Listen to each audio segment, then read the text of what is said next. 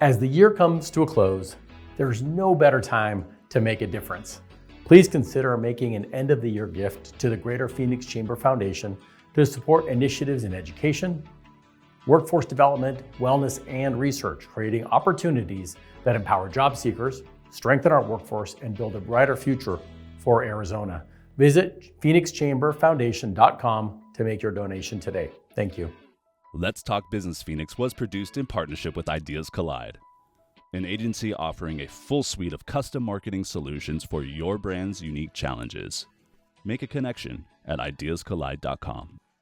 Well, welcome back to the podcast. We have a really special episode here for you today. We have Isabel Gonzalez, who's the Vice President of ElevateEdAZ at the Greater Phoenix Chamber Foundation. Isabel, welcome. It's a real pleasure to have you. You more recently joined us and have had a lot of impact in that time. But maybe for folks who haven't had a chance to meet you yet in person, maybe have seen your work, tell us a little bit about yourself and maybe something that we wouldn't find on your bio. Sure. Well, thank you for having me on. This has been a great time that I've been here with ElevateEdAZ and the foundation. So a bit about me. I'm originally from here. I'm born and raised in Phoenix. It's rare. Went to Arizona State and didn't go far for college, but really enjoyed that experience and had a chance to actually work here professionally for a few years. And then decided to go on to pursue graduate school, and that took me out of the state. I got to do that in New York City and spend some time in New York City there, working in education as well. And then took a turn and went into higher education in Florida, in South Florida. So spent some time in beautiful South Florida, but just recently moved back. I'm so excited to be back home. A couple of things that people probably wouldn't know about me is I love to take out my tools. I have tools. I love DIY projects, any excuse to get out a wrench or a hammer. It really is exciting to use my hands, and maybe there was a career in it for me at some point, but it's definitely a hobby that I enjoy. Other things that people find surprising is that I enjoy hiking, hiking in particular, but more importantly, climbing. I love mountain climbing. I've done one mountain climb. That's my only claim to fame. I did Devil's Tower in Wyoming. Nice. But really looking forward to getting back to that. And, I get to do that by just at minimum going into some climbing gyms here across the valley and getting my energy out that way. Yeah, a lot of opportunity for that here. And I also like to take out a tool. The problem is that I don't make things better. My wife usually wants me to call somebody, so maybe I could call you if you can walk me through I would love to do that. How I'm not making it worse. So obviously pretty different ecosystems, New York City, Florida. What's the biggest difference between sort of Arizona and the Northeast and the Southeast? The biggest difference, I think other than weather and landscape, which is vastly different in all areas, also the ability to, in New York City, be on a subway and the transit system there. But there's nothing like being at home, being with family, and getting to really reconnect with the network that I did build while I was here, and certainly try to keep in contact with while I was away. I certainly missed the beach of Florida. Of course. But as with anything, I was in New York City and didn't get out to the theater or to all the monuments as you imagine you would when you're not living there. I didn't get out to the beach as much, even though it was nearby. So I'm trying not to do that here and really enjoy our mountains and our beautiful landscape, both north and south. So. You're gonna have to get out to the Grand Canyon. You can't miss that. Well, we're glad you're here. And as I said, it's been amazing, the impact you've had in a relatively short amount of time. Thank you. Let's get into education. When I talk to leaders in around the United States that are either chamber leaders or business leaders, they're a little surprised that a chamber is this far. Maybe start there with Elevate Ed. Really, what is Elevate Ed and why is a chamber involved? Yeah, well, that is a good observation. And having worked in other regions of the country, it should be done more often, I think, because it makes sense, right? Connecting education to career and economic development. Sort of that really is the purpose of education, is really that training and development for future careers. So What we do at Elevate Ed really sort of speaks to why we need to continue this connection between education and business, or education and the workforce, right? And so put simply, ElevateEdAZ is really there for focusing on talent development at the high school level, right? And what I mean by that is we're really focused on thinking about partnering with education institutions, districts, and schools, and as well as business leaders, and really creating a robust learning experience for high school students, and a learning experience that's really career-connected learning, right? So what are those career-connected learning experiences that high school students can have during those 4 years that really is going to help them not only understand the careers around them that might align to their interest or their aptitude, but really how to understand and explore them, right? Really kick the tires and making sure that they understand what those are. And more importantly, during their high school years, what we do by bringing together educators and businesses, we really ensure that they have the experiences and develop the skills to actually see themselves as part of those opportunities, of those careers that they might be interested in, but they see themselves as part of it. And these opportunities are right here in their own community, in their own backyard. So to be able to do that is really important, right? Because you think about high school students and a lot of the issues that we're facing across the nation, really, it really connects that learning. It's that aha moment to say, why am I even in high school and why should I complete high school, right? It creates that interest and diminishes, I would think, that apathy that we see in many high school students. So it really is a great opportunity to make that connection and help students make that connection and leave high school more equipped for the future. Well, it is true. And I think it seems like all kids, whether they're college career, they tend to graduate high school and really have a hard time figuring out what that next step is. And it's nice that we're able to create at least some awareness of pathways for them to say, well, maybe I really wanted to get in healthcare and I ended up at a hospital system and found out, well, I don't like blood. Good to find out, right? And then decide you want to try something different. And it really opens, I think, some eyes and some opportunities. And that's really it, is really making sure that just because we help students connect, say, for example, through a job shadow or internship, that it's good if they learn that it's not for them. Because the sooner they do that, the sooner they can pivot. And maybe they can pivot within something that they've already experienced or in their program of study. So let me just talk about the key 4 areas that we work in, right? So we partner with schools. ElevateEdAZ is a partnership model. We don't exist without our partners, right? Absolutely.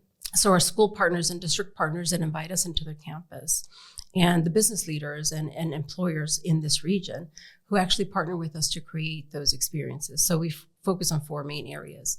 The first of which is really thinking about creating more awareness of the benefits of students enrolling and considering enrolling into the career and technical education programs of studies right on their campus. They're already available. They might not just know the opportunities exist and why they should really consider enrolling into those pathways. And really thinking about, we focus on promoting specifically high wage, high demand CTE pathways. And we do that because we want to think about that return for the student, right? What is it within their own high school in terms of programs of study that will create more returns for them, right? In terms of higher earnings potential immediately and in the long term, as well as job availability here in the region. So really high wage, high demand pathways specifically is what we promote. And let me interject a little bit, because I think especially maybe people from my generation think about CTE like, wait a minute, that's like shop class. When we talk about CTE, what does that look like today? Yeah, today, career and technical education is really meant to meet workforce demands, right? They have specific requirements to connect with business leaders and ensure that the skills and both the academic and the technical knowledge in these career programs are really reflective of what is needed once a student enters into the workforce. And these are anywhere, runs a gamut. It could be shop, it could be construction, it could be really thinking about the healthcare sector, it could be business sector, right? There's really a plethora of a range of CTE pathways that really are creating that, not only balancing the academic, but with the technical skills that students can use right out of high school.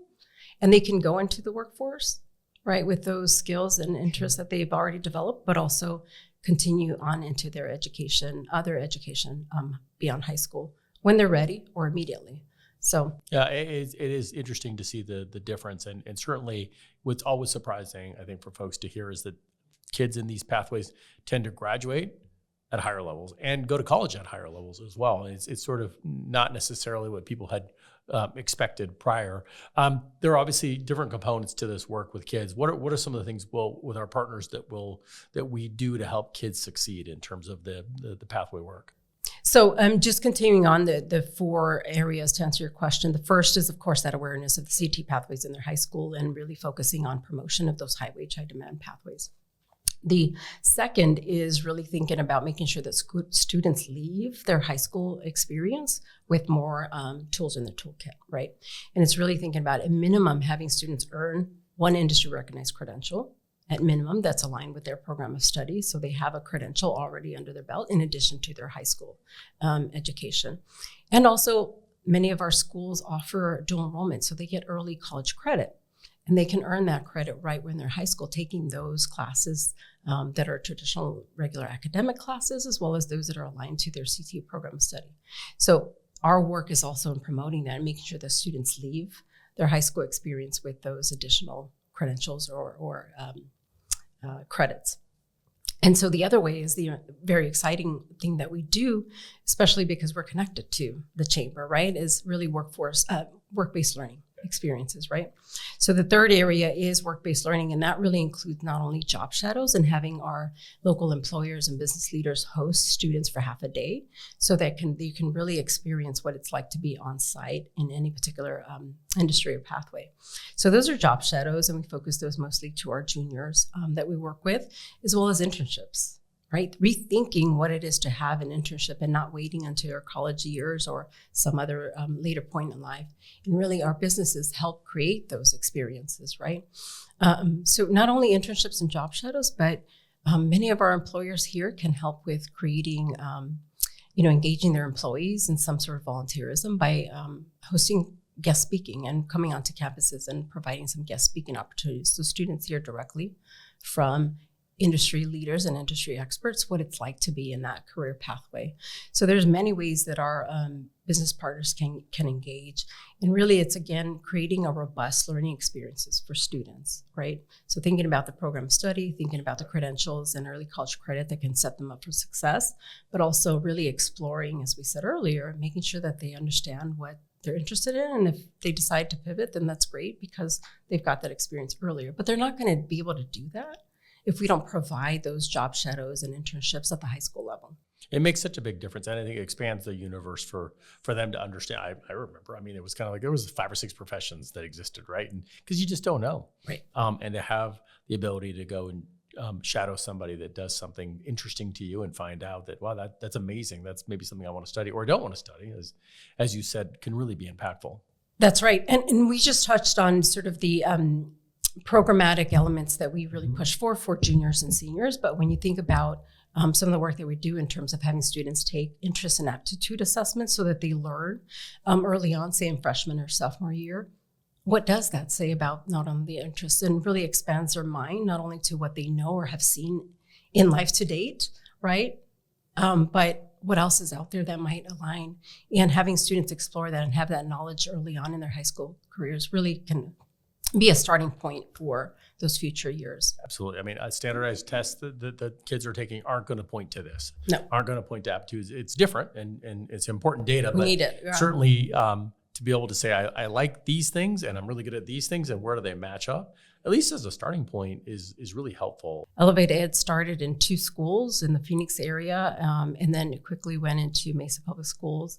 And it started small. It started really with making sure that at that point we were taking real data and insight from business leaders in terms of what was lacking or what was needed, and created the key focus areas or our goals around that.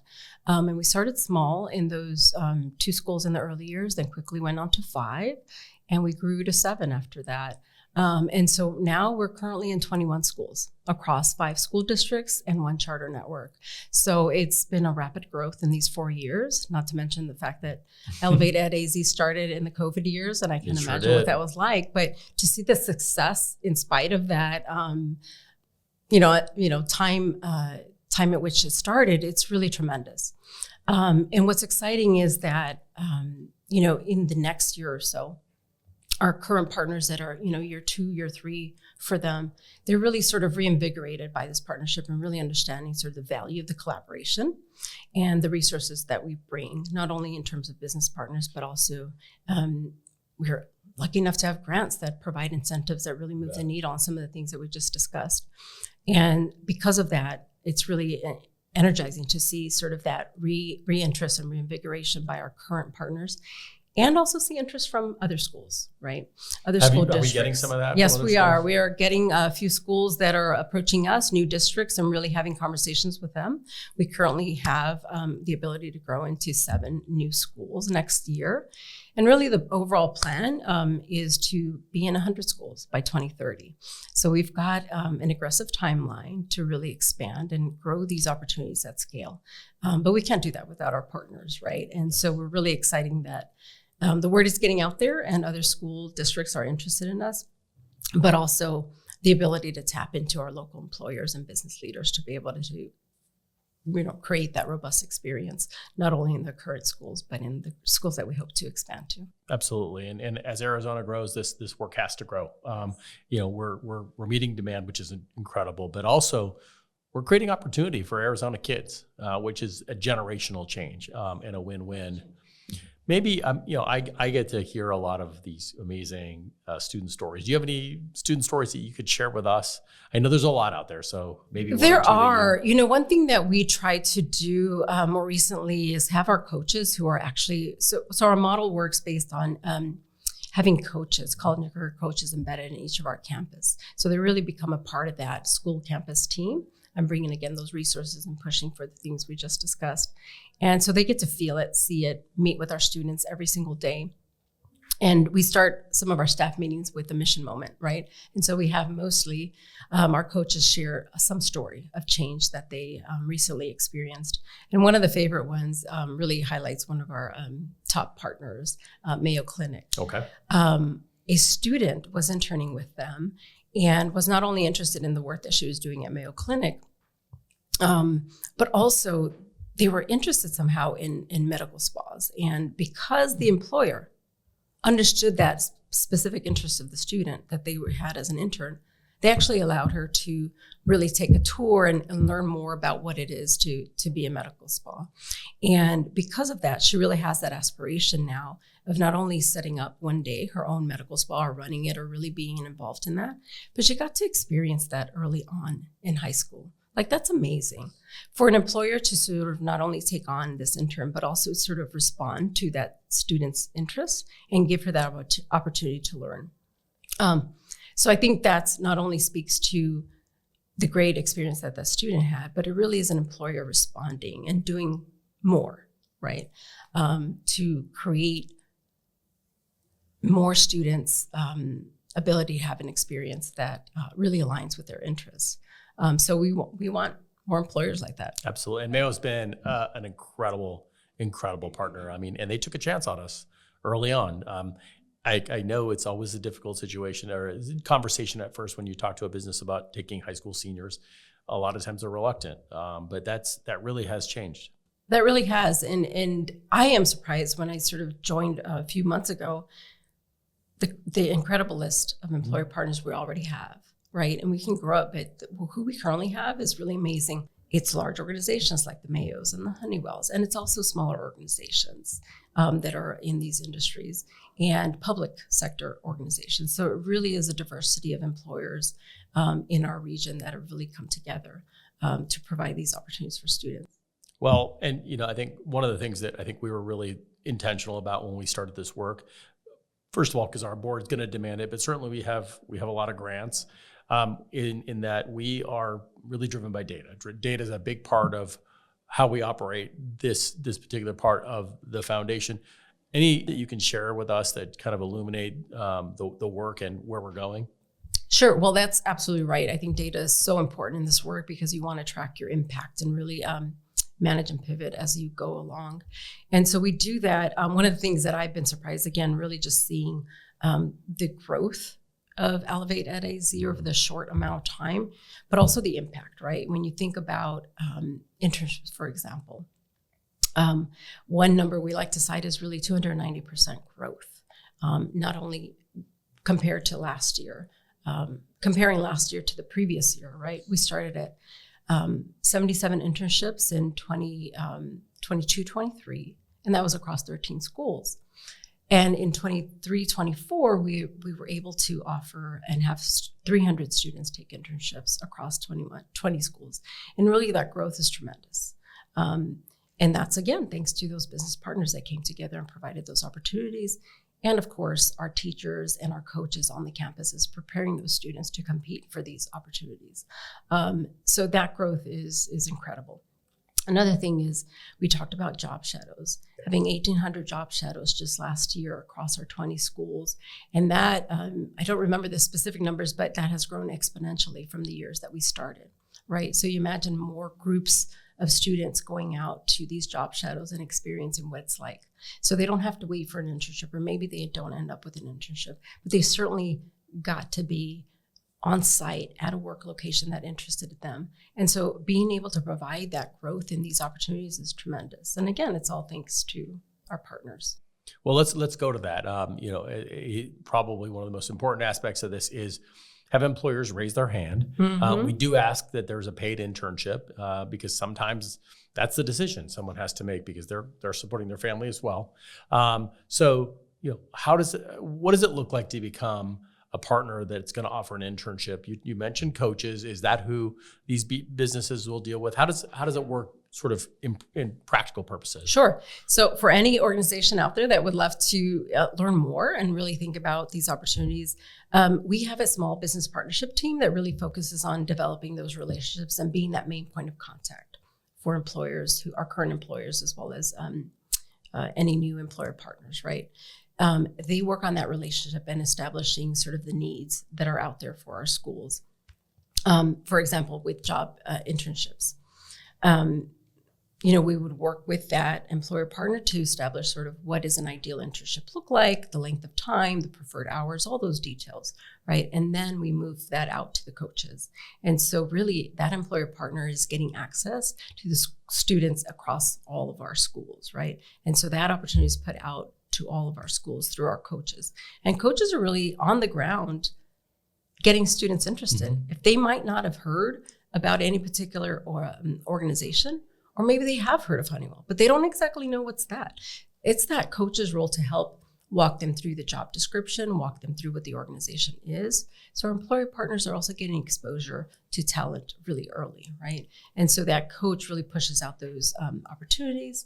And they also help prepare the students, right, with resume preparation and some workshops and knowledge building so that they can really be prepared to compete and sort of really make their case for that particular opportunity. Well, and certainly the Mayos or the Honeywells of the world, they're in a much different place today and have a huge number of interns. But for the business that comes to you and says, hey, I'm great with a college intern, but I'm having a little trouble with a high school intern, what do you tell them? Well, I think that they should give us a chance. Start small. I'm not going to say small. Start with something, right? And one of those things can be a guest speaking at our high schools. It's not small because it could make a big impact for that student sitting in the corner who might not have known about whatever organization is represented. So career awareness is a huge part of high quality CTE pathways that we're trying to create. When I talk about robust, it really is that career awareness and exploration. So employers could start with that and really understand and get to know our schools, get to know the students at those schools. So career awareness through guest speaking would be one way. And then also maybe moving into hosting a job shadow. That's another way to really get to know our students, get to know our team and our processes. And then when you think about really, we'd love to encourage you to think about an internship at some point, right? Maybe learning from other organizations that have done that shift from traditionally thinking about internships only for college students, and really how did they make that transition? So we can share that story directly of the how-to or connect them with some of our existing partners.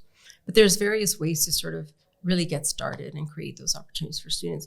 But I want to say also it's an opportunity for these employers and these businesses, right? to, again, create that awareness amongst the high school students and get that early exposure to that talent.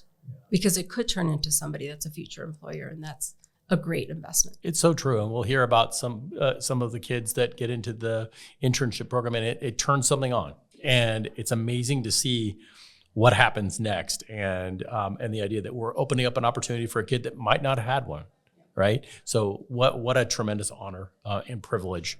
One of the things that I think we've done well, and I think as we had to sort of get there, but one of the big challenges is, you mentioned New York City. I mean, you're not too far from a subway stop anywhere in New York City. Here, we're obviously a lot bigger geographically, moving kids around. Maybe talk a little bit about how we crack that, and because I think that might also give some more information to employers looking to do an internship.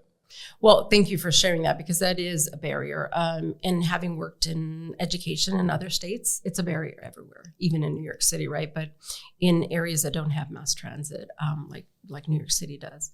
So it's not a new problem, but what I really found refreshing when I joined the team was that ElevateEdAZ and the foundation didn't say, well, that's not our problem. We're focused on what happens at the school. And so thanks to a grant, we were able to provide transportation through Hop, Skip, Drive.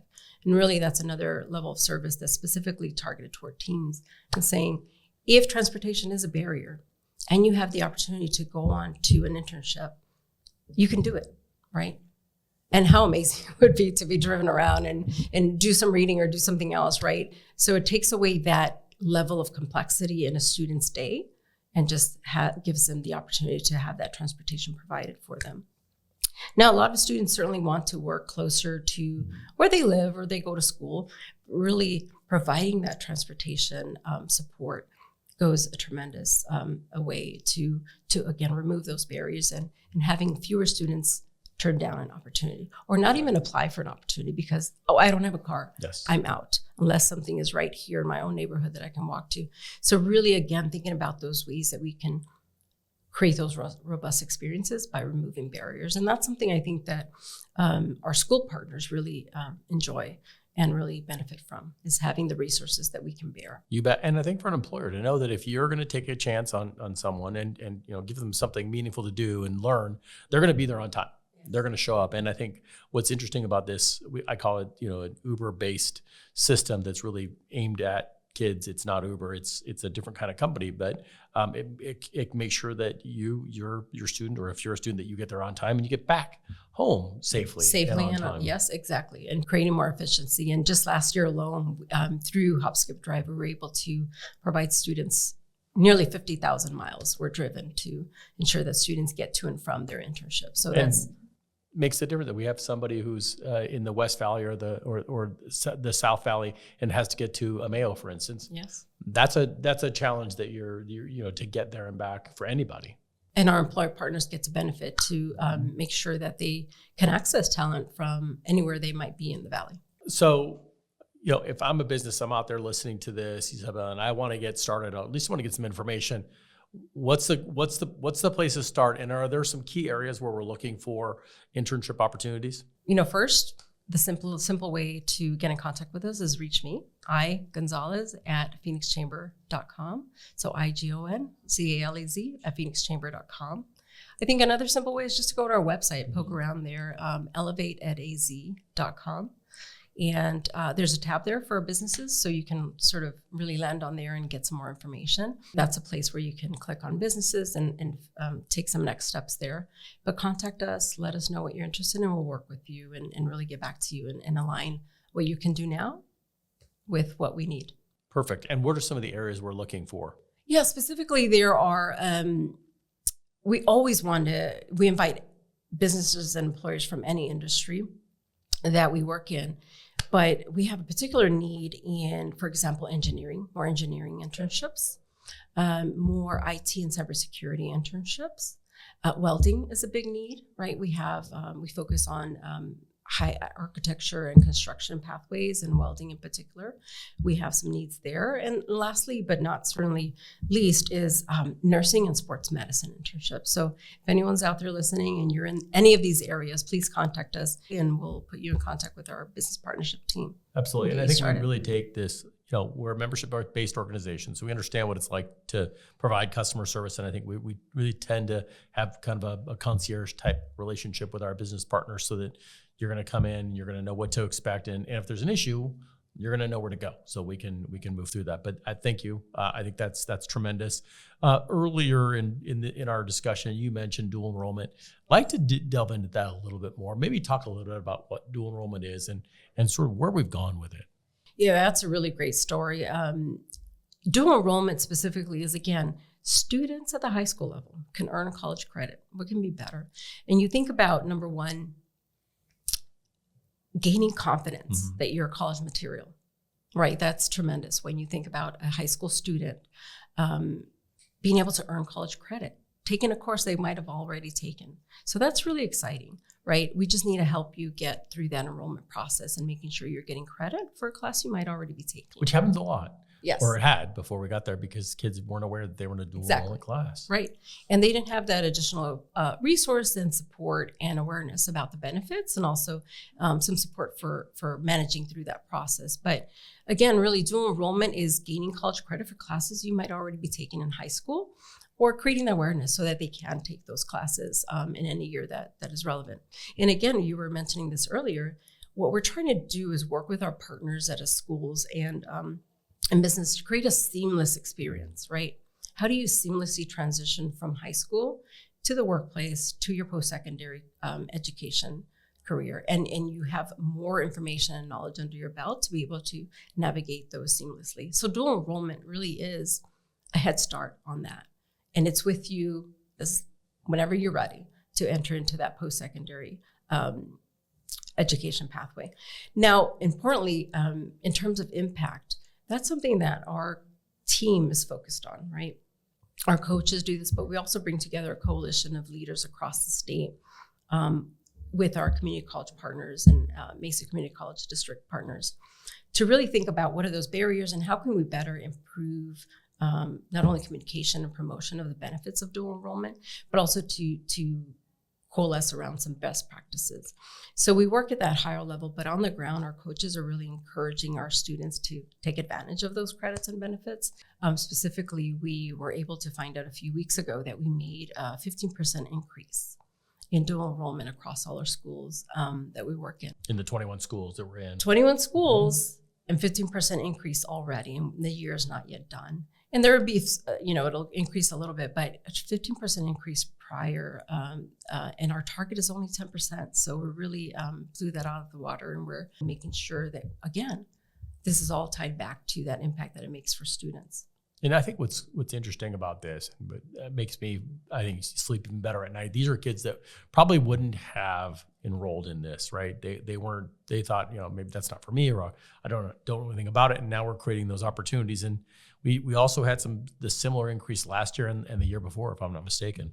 We did. We had growth every year. So every year we made that impact, but it was really amazing more recently to really exceed our goal, right? Where there were barriers and our team really got together again at that higher level of coalescing with leaders in this space, but also hitting the ground, pounding the pavement, and making sure our students knew what was an opportunity that's really right there on the campuses. So to see that growth year over year, but importantly to exceed our goal this current year, yes. Right? So this current year we're set up for some real gains in that area. So we're looking at that. What's our goal for internships this year? Our internships is really 20 average per school. Okay. We want to be able to hit that. So that means 420 internships. So for 300, that's our challenge. That's right. And we can't do it without our business partners. You bet. Get a hold of Isabel. And it really is. It's such a win-win for businesses as well. It is. So obviously we've covered a lot of ground. As I said, you've only been with us a few months and the impact's been tremendous. Looking out, and you mentioned 100 schools, but where do you see this going in 5 years? Yeah, in addition to the growth that we talked about in terms of our expanding into new school districts, not only within Maricopa County, but outside of Maricopa County,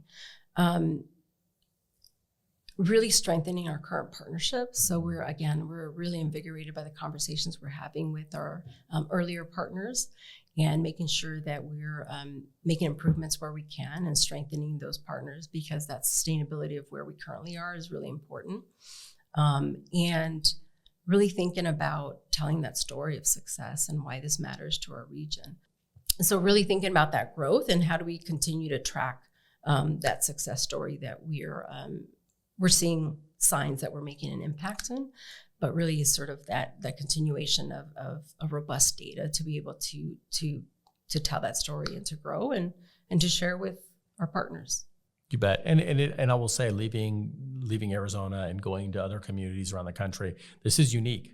And I think what's been gratifying for me as well is to take what we've learned here and then have other communities decide they're going to do something similar, so that we amplify the effect of what was started here with Phoenix Union High School District in one school.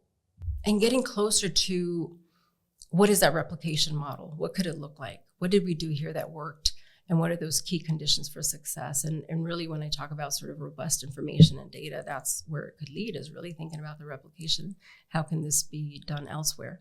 The other thing I would say in terms of our plans for growth, right, as any organization knows, any leaders know, your people are your best asset. Yeah. We can't do this, not with our partners, but not with our people. And so one of the things I'm thinking about in the near term, as well as thinking about 5 years out, is making sure we're really focusing on the development and skills and setting up our coaches for success and thinking about culture.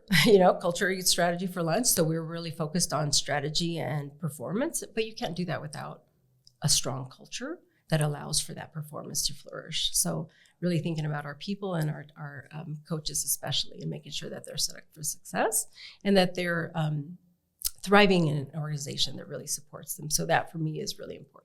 Well, and that just tells me that when Jennifer and I found you and decided that you were the right person, it was the right decision, because that is exactly what we're going to need to be doing in order to continue to grow this organization. You've been a tremendous leader, and I think someone who really understands not only where we are, but where we need to go. And I want to thank you for all of the work that you've done, and certainly looking forward to what the next few years will deliver for us.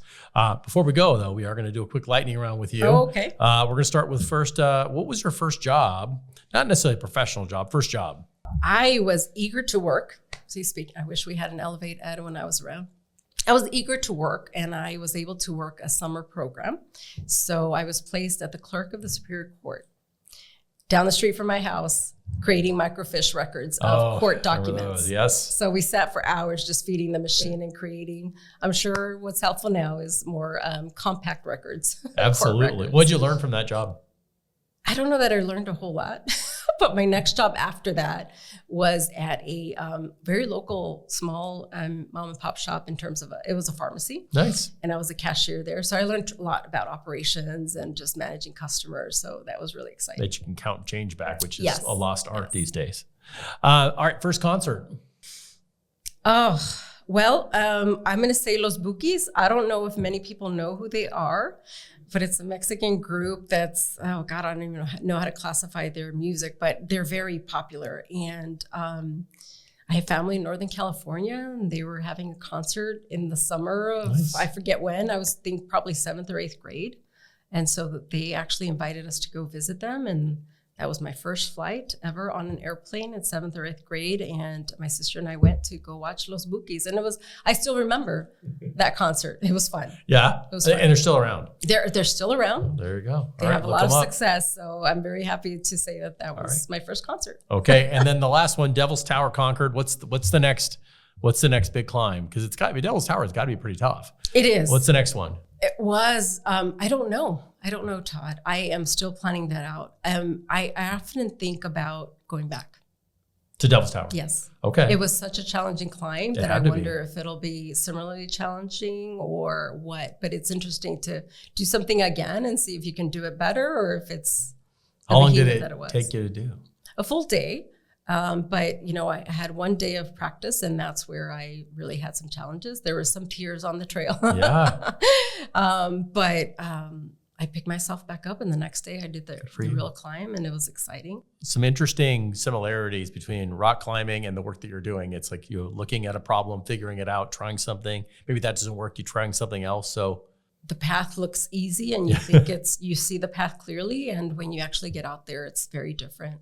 And the key thing is keeping your mind strong and really relying on those people that are there to help you out. So I had a really great coach who hiked with me, and he was basically my not only technical guide, but also my counselor when I thought I needed to quit. So well, there for and sure. you didn't.